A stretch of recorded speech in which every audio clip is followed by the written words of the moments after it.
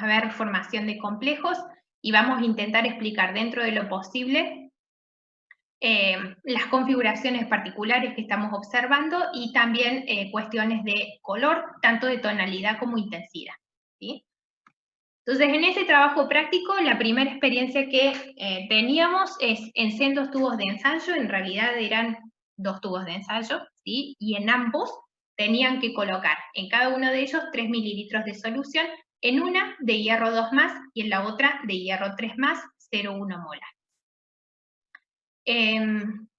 No me acuerdo de la de hierro 2+. La de hierro 3+ tiene una tonalidad amarilla pálida, como esta que estamos viendo acá en la parte inferior del tubo.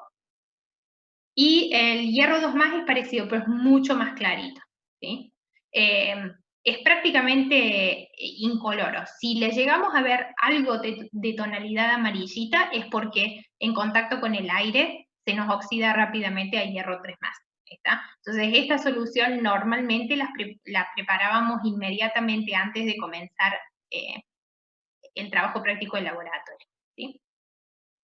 A cada uno de ellos luego le agregábamos 2 gotas de solución de tiocianato de potasio 0,1 molar, que esa es una solución incolora. ¿Qué pasaba? Cuando le agregábamos las 2 gotas al tubo que tenía hierro 2+ acuoso, no veíamos absolutamente nada, ¿sí? Y cuando se le agregábamos al tubo que tenía hierro 3+, vemos aparecer esta tonalidad, digamos, roja, ¿sí? Roja bien intensa, que normalmente se la llama rojo sangre, y esta es la formación de un complejo en particular entre el hierro 3+ y el ligando tiocianato, ¿sí? Acá tienen las ecuaciones, fíjense, hierro 2+ más tiocianato, no observamos cambio, hierro 3+, que es amarillo pálido, más tiocianato, que es incoloro, se forma este complejo que tenemos acá, el hexaciano ferrato 3, que tiene este color tan particular que le llamamos rojo sangre. Acá ven la K de formación para este complejo, 2,8 por 10 a la 3, que la obtuvimos, como les acabo de explicar recién, a partir de la tablita de la guía de seminarios, ¿sí? Buscan el ligando, buscan el centro metálico y multiplican todas las K parciales hasta obtener la K de formación global. Sí.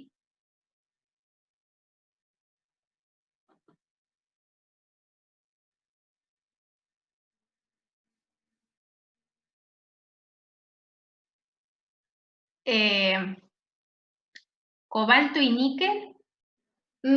Podría ser que tengan alguna K de formación asociada, pero en fijo.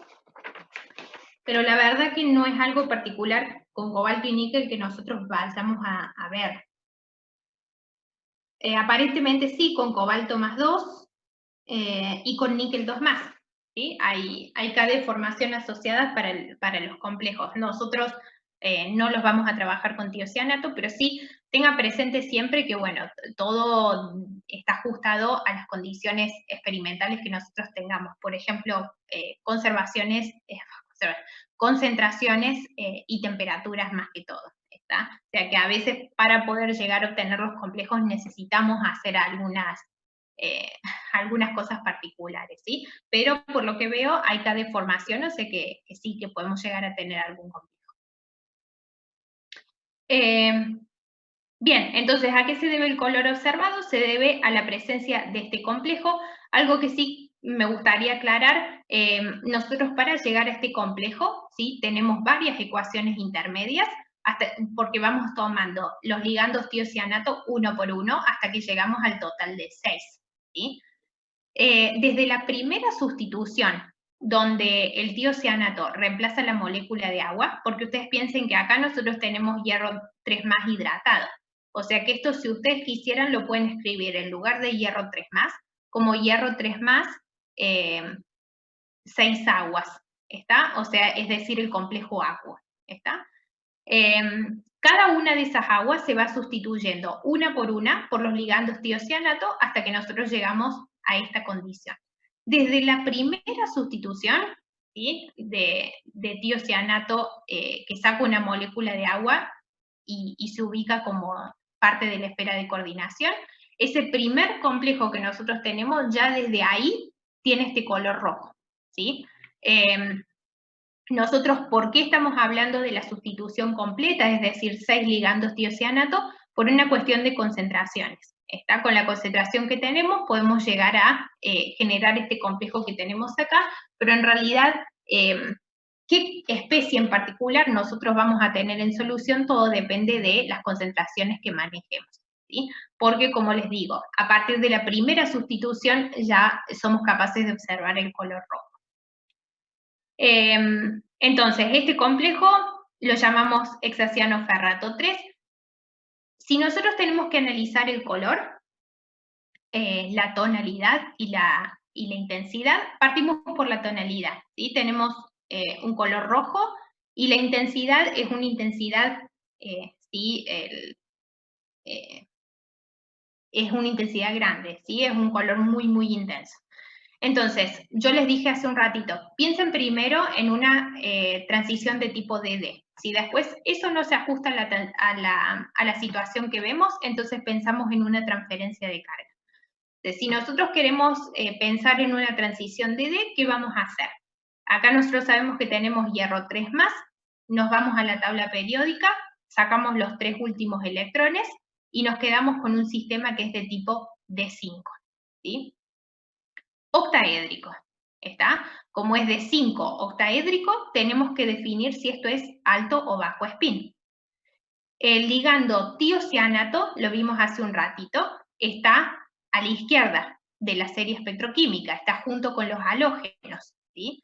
Eso dijimos que son ligandos que generan complejos de alto spin porque el desdoblamiento que producen no es muy grande, ¿sí? Entonces, si nosotros tenemos que hacerlo, hacemos un D5 de alto spin.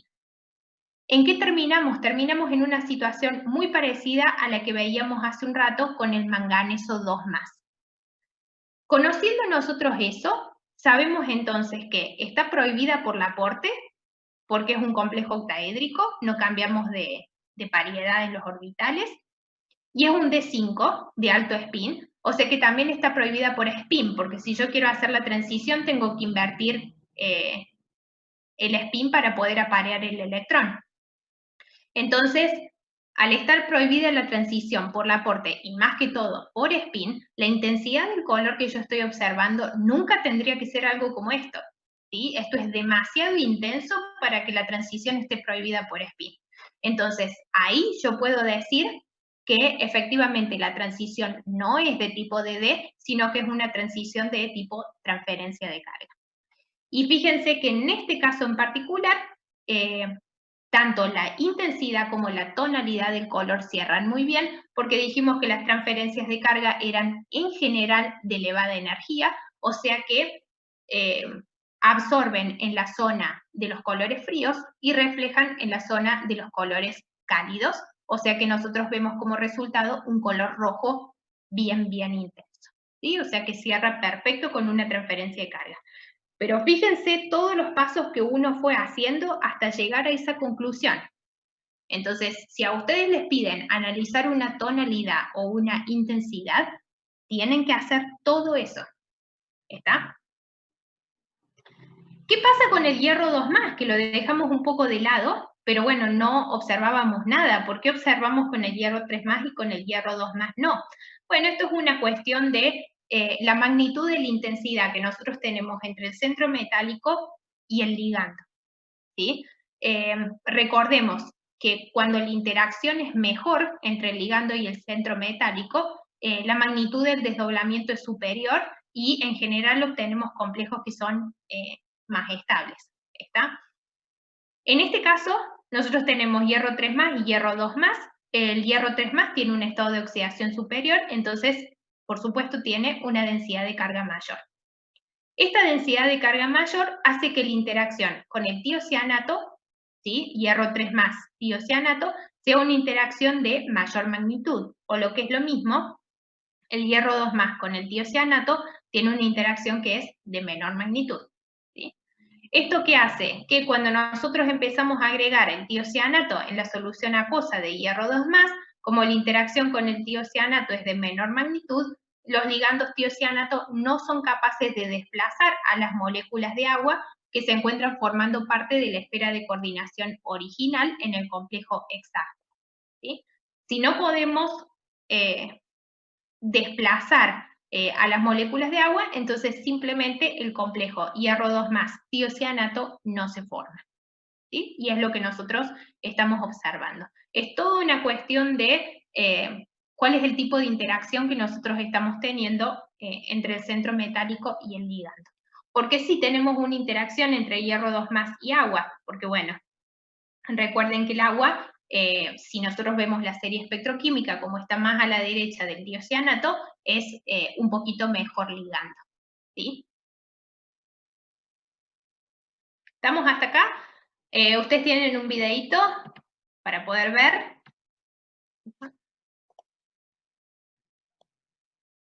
Tenían por acá. Acá fíjense, la solución es apenas turbia, o sea que yo creo que la concentración de hierro 3 más es muy baja. Y está bien que sea baja así porque no es como que muy soluble. ¿Sí? Si ustedes quieren armar una solución acuosa de sulfato férrico, por ejemplo, para tener hierro 3 más en solución, les queda muy turbia, ¿sí? La solubilidad no es tan alta. Entonces, acá está armada la solución, pero no se ve tan amarilla porque la concentración es bien baja. ¿Sí? Y lo que se va a agregar gota a gota es el tiocianato.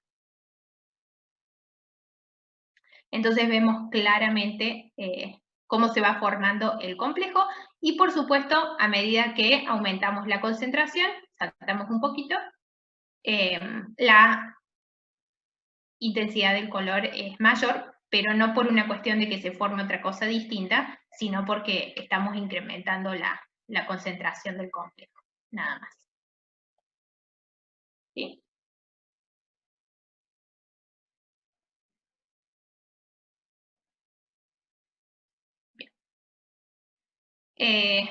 Vamos con la segunda de las experiencias. La segunda experiencia queda menos de un minutito, pero bueno, comentamos. Teníamos, ¿cuánto? Cuatro tubos de ensayo. En cada uno teníamos 3 mililitros en uno zinc, en otro cobre, hierro 2 más y hierro 3 más en el otro. ¿Sí? Todas concentraciones 0,1 molar. A cada uno de esos tubos les agregamos una gota de amoníaco concentrado, ¿sí? 25%, o sea que es concentración de el hidróxido de amonio comercial. Hasta observar turbidez. ¿Qué pasa? El amoníaco, si nosotros lo empleamos en baja concentración, ¿sí? A pesar de que esté en baja cantidad, perdón, a pesar de que esté concentrado, va a estar funcionando como una fuente de oxidrilos. Acá está la reacción con el agua y genera catión amonio y oxidrilos acuosos. Estos oxidrilos, con cada uno de los cationes que tenemos acá en la parte superior, van a formar los hidróxidos correspondientes. Que si ustedes buscan en la tabla de la guía, van a ver que los KPS de los hidróxidos son todos bastante bajos.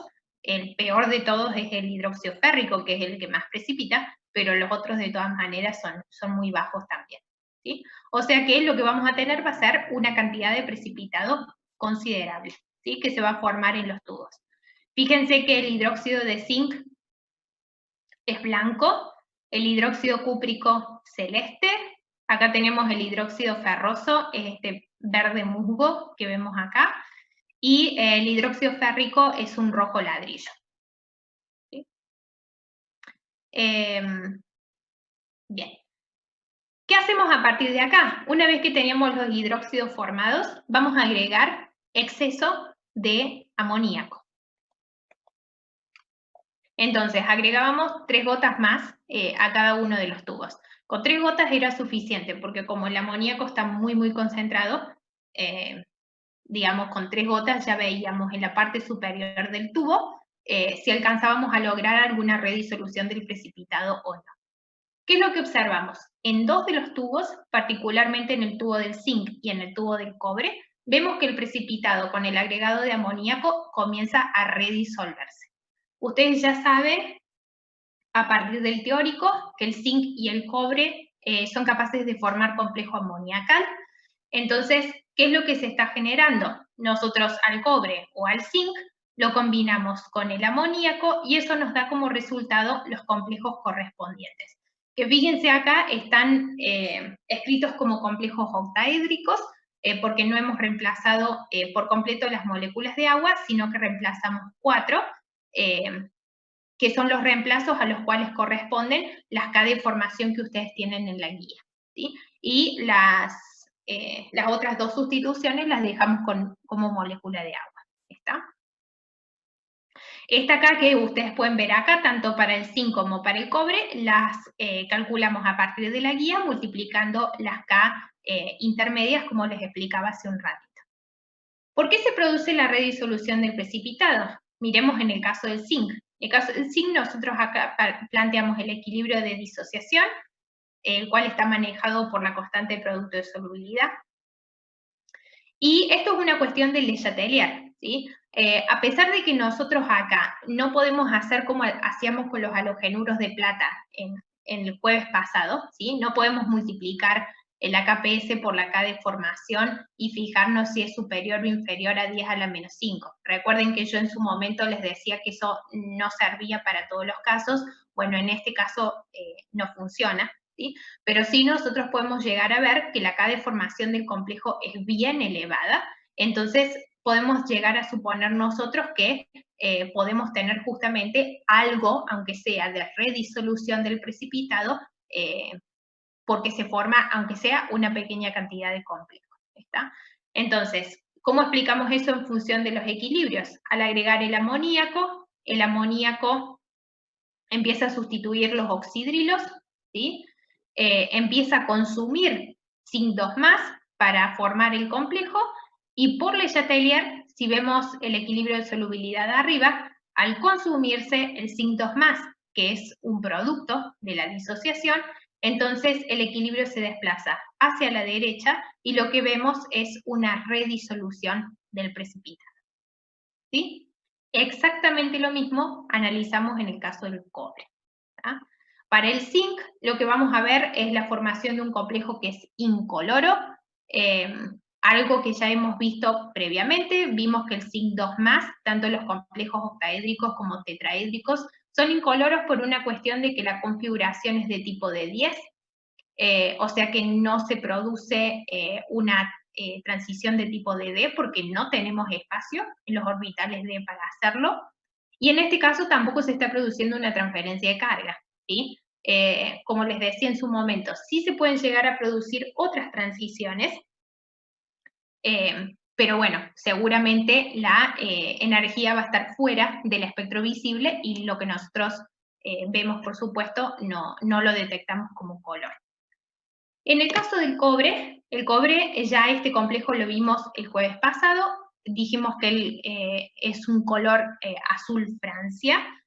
Este complejo, si nosotros lo analizamos como octaédrico, como lo tenemos acá, la transición DD está prohibida por la Corte. Perdón, debería decirles primero que cobre 2 más es un sistema D9, como para que ustedes lo tengan presente.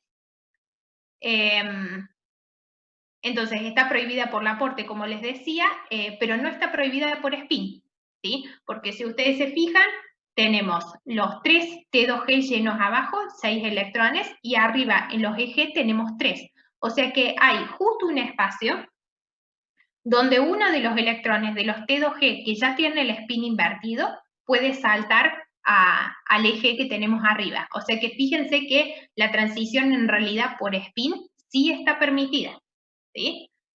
Y bueno, lo que nosotros estamos observando es un color azul, ¿sí? Bien intenso, y esa intensidad en parte está relacionada con que está permitida la transición por spin, y parte también está relacionada con una particularidad de los complejos de 9 del cobre, que es una deformación que nosotros tenemos en el campo llamada efecto de Jahn-Teller, que no lo vieron en el teórico, entonces no vamos a entrar en mayores detalles en eso, pero bueno, en parte tiene que ver con que está permitido por spin y en parte también tiene que ver con efecto de Jahn-Teller. Pero la intensidad, si ustedes hacen el análisis para una transición DD, se corresponde. Y con respecto a la tonalidad, se corresponde también, porque como es una transición de D de baja energía, absorbemos en la zona cálida y reflejamos en la zona fría. ¿Sí? ¿Qué pasa en el caso de el hidróxido ferroso y el hidróxido férrico? Si ustedes siguen agregando amoníaco, ya saben que para hierro, o hierro mejor dicho, no forma complejos amoniacales, entonces lo único que vamos a ver es que el hidróxido sigue precipitando. ¿Está? Nada más que eso.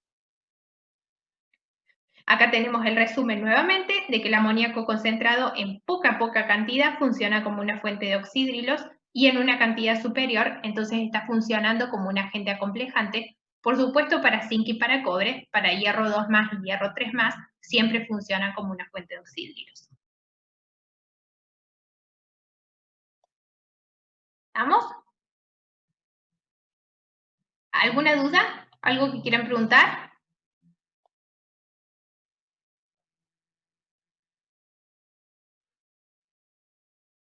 Bien. Seguimos entonces. La próxima experiencia son complejos octaédricos del níquel. ¿Sí? Teníamos 3 tubos. En los 3 tubos habíamos puesto 1,5 mililitros de solución de sulfato de níquel 0,5 molar, o sea, níquel 2 más. Son complejos octaédricos, o sea que evidentemente todo lo que vamos a formar son complejos con número de coordinación 6. ¿Sí? Entonces, en uno de los tubos de ensayo agregamos 1,5 mililitros extra de agua. Lo que vemos es la formación de un complejo de color verde. ¿Sí? Complejo octaédrico no es más que el complejo aquo, hexacuo correspondiente al níquel. ¿Sí? En el segundo de los tubos de ensayo agregamos amoníaco concentrado, 25%. Lo que vemos es la formación de un complejo azul. ¿Sí? En este caso tenemos el complejo hexamino del níquel. Y por último, en el tercer tubo agregamos etilendiamina. En este caso, lo que vemos es la formación de un complejo de color violeta. Una aclaración, por si lo buscan en internet, la etilendiamina, a medida que se va generando la sustitución progresiva en la esfera de coordinación, nos puede llegar a dar en el medio un color azul, ¿sí? Pero cuando generamos la saturación completa de la esfera de coordinación con etilendiamina, alcanzamos el color violeta. ¿Está? Fíjense acá, no metan la pata, cuando formamos el complejo octaédrico con etilendiamina, recuerden que la etilendiamina es bidentada, entonces con 3 etilendiamina alcanzamos un número de coordinación de 6. Todos los ligandos son neutros, o sea que la carga de todas las especies es 2 más.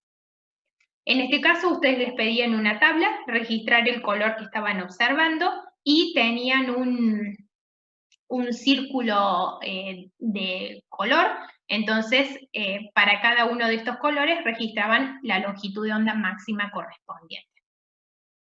Vamos a analizar un poco, ¿sí?, los colores de estos complejos.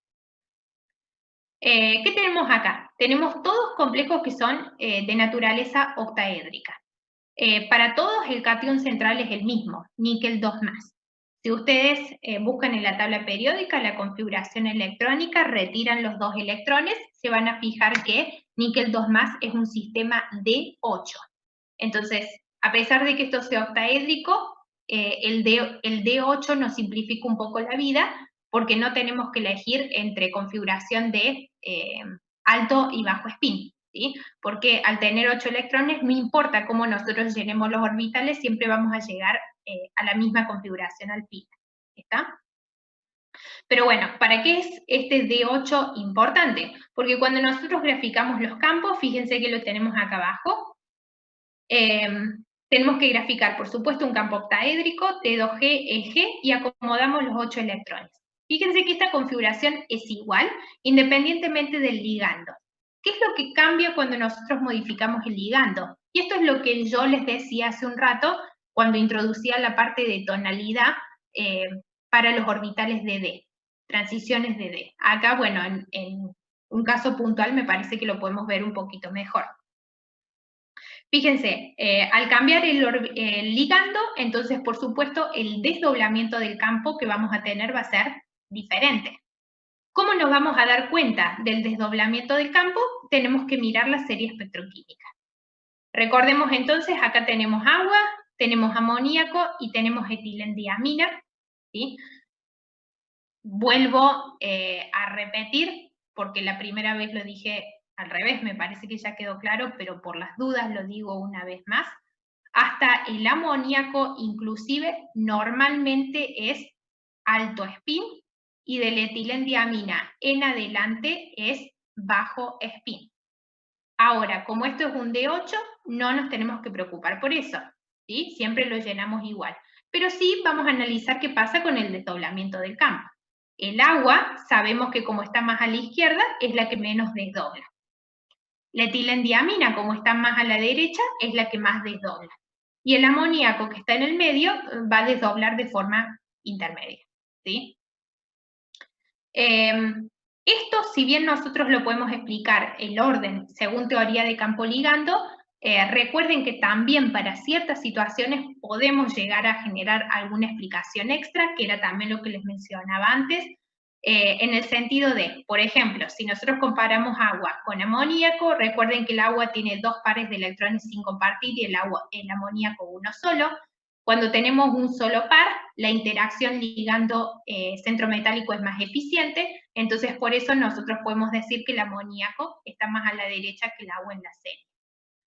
Y con respecto a la etilendiamina, tanto amoníaco como agua son monodentados, mientras que etilendiamina es bidentado, ¿sí? La interacción con un ligando bidentado siempre va a ser mucho más fuerte que con un monodentado. Entonces, por eso nosotros podemos decir que la etilendiamina está más a la derecha. ¿Está? Entonces, esa es una explicación que tal vez ustedes pueden generar de forma sencilla sin recurrir necesariamente a teoría de campo ligando. Teniendo entonces presente el ordenamiento que tenemos acá, veamos qué es lo que sucede. Si al agua lo estamos viendo verde, ¿sí? Color complementario, quiere decir que estamos absorbiendo en el rojo. Acá fíjense, les puse el delta O de color rojo.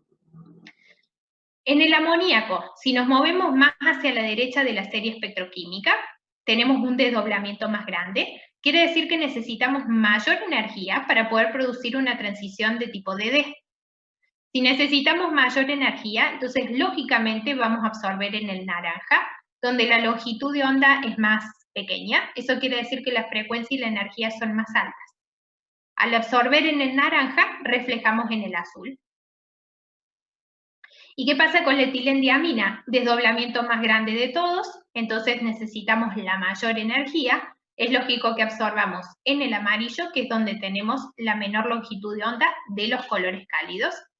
Por lo tanto, mayor frecuencia y mayor energía, o sea que reflejamos en violeta, que es lo que estamos viendo acá.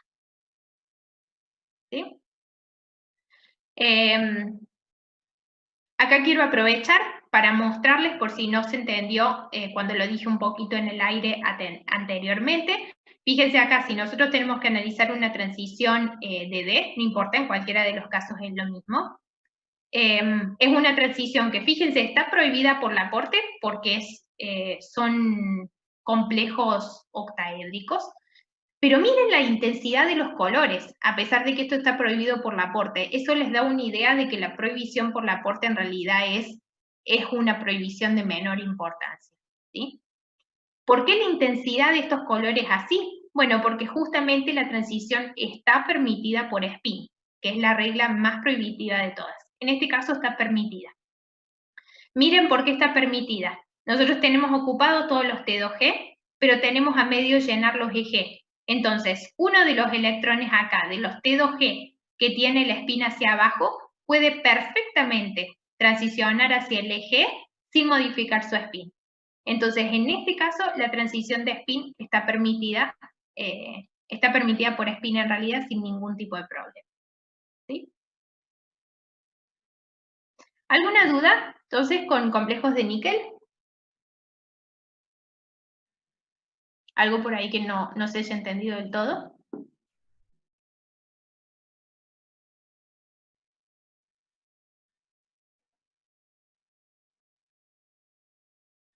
¿Están vivos, chicos? ¿O es mucha información?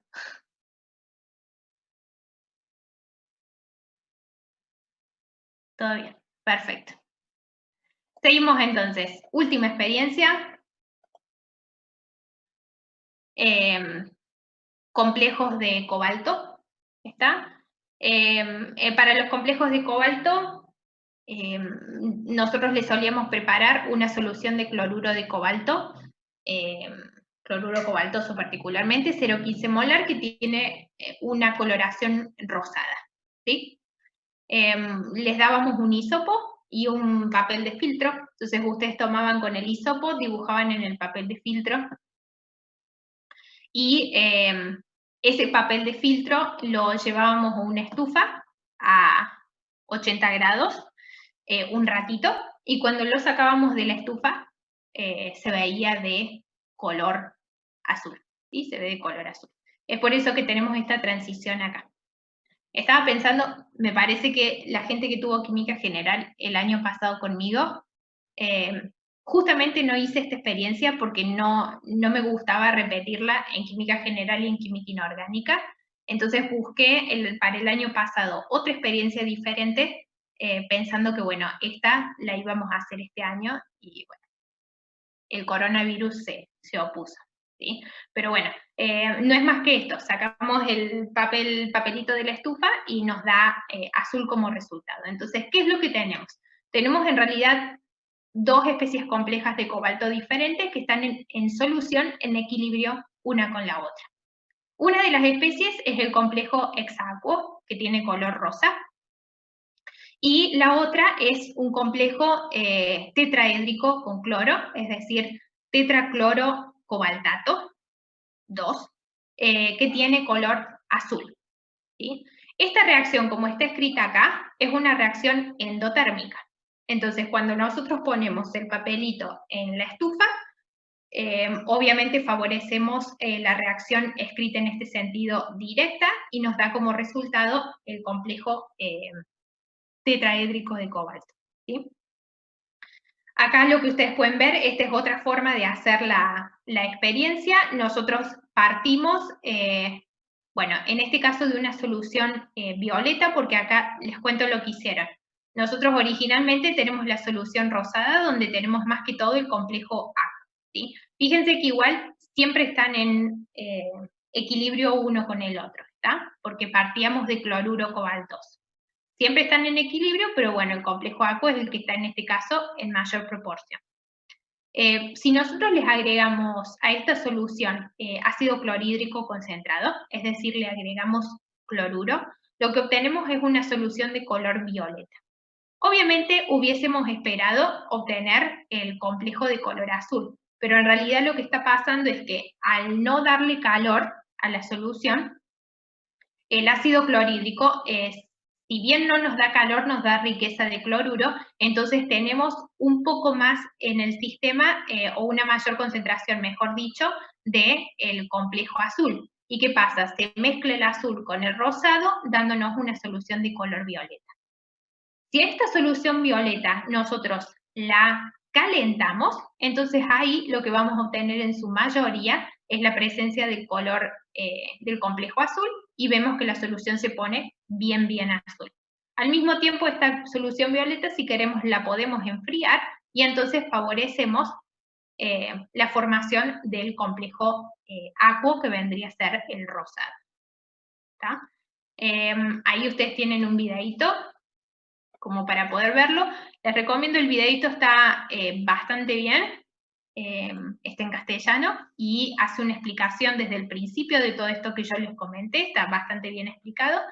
Acá lo que hemos conseguido es la solución de complejo acuo del cobalto, que es bien rosado, y acá se le agregó a esta solución ácido clorhídrico y conseguimos el equilibrio de las dos especies, dando como resultado este color violeta. Lo que van a hacer ahora en el videito es tomar ambos tubitos y ponerlos, van a tomar este, que es el que tiene el equilibrio de las dos especies, y lo van a poner en agua fría y en agua caliente. Bueno, acá está explicando todo eso, vamos a pasar un poco más rápido. Acá tenemos estos dos tubitos con el equilibrio de las especies, lo ponemos en agua fría, en agua caliente. El agua caliente entonces va a favorecer la reacción endotérmica, es decir, la formación del complejo bien azul, y el agua fría favorece la reacción inversa, que es la formación del complejo rosa. ¿Sí? Entonces, cuando lo saca, acá vemos que se puso bien azul, y acá vemos que lentamente está volviendo hacia el rosa. ¿Qué pasa con los colores en este caso? Si nosotros analizamos un poquito en función de lo que hemos visto hasta ahora. Acá lo importante que tenemos para ver son dos cosas. Hay un cambio en la esfera de ligandos y hay un cambio también de configuración, porque nosotros estamos pasando de un complejo octaédrico a un complejo tetraédrico y viceversa. ¿Sí? Entonces, ¿qué tenemos que recordar? Que el complejo octaédrico ya de por sí, por el solo hecho de ser un campo octaédrico, tiene un desdoblamiento de campo que es superior. ¿Sí? Y además, entre el agua y el cloruro, recuerden que el cloruro, como está bien a la izquierda de la serie espectroquímica, porque es un halogenuro, es un ligando que genera poco desdoblamiento de campo. ¿Sí? Entonces, entre que esto es tetraédrico, o sea que el delta T es chiquito, y el cloruro genera poco desdoblamiento, entonces el complejo de color azul posee un delta, un desdoblamiento que es mucho menor que el complejo de color rosado, el cual es octaédrico y encima está sustituido con aguas que se encuentran más a la derecha de la serie espectroquímica. ¿Cómo impacta eso en el color? Bueno, el complejo octaédrico, que es el que nosotros vemos rosado, estaría reflejando acá, ¿sí? En rojo, o sea que está absorbiendo en la zona verde, y el tetraédrico que nosotros vemos azul, estaría absorbiendo en el naranja. ¿Sí? Entonces, ¿qué pasa? El tetraédrico que absorbe en el naranja absorbe a una longitud de onda que es más grande, o sea que está absorbiendo menos frecuencia, menos energía. El octaédrico que absorbe en el verde, fíjense que la longitud de onda es más pequeña, lo que tiene que ver con una mayor frecuencia y una mayor energía. ¿Sí? O sea que las tonalidades se respetan bastante bien. Fíjense que acá el complejo octaédrico está absorbiendo en el verde y refleja en el rojo, que es lo que nosotros esperaríamos, mientras que el complejo octaédrico, el tetraédrico está absorbiendo en el cálido y refleja en el azul, o sea que no respeta la regla de tonalidades que nosotros hablábamos hace un rato, pero bueno, como les vuelvo a repetir, esa es una regla con excepciones, ¿sí? Esta es otra. ¿Qué pasa con las intensidades? En todos los casos las transiciones son DD. ¿Qué va a pasar? En el complejo tetraédrico la transición está permitida por la aporte porque el complejo no es centrosimétrico, y con respecto a la regla de prohibición de spin, bueno, tenemos que ver, en este caso es un cobalto más 2, o sea que si nos vamos y buscamos en la tabla periódica, lo tengo por acá.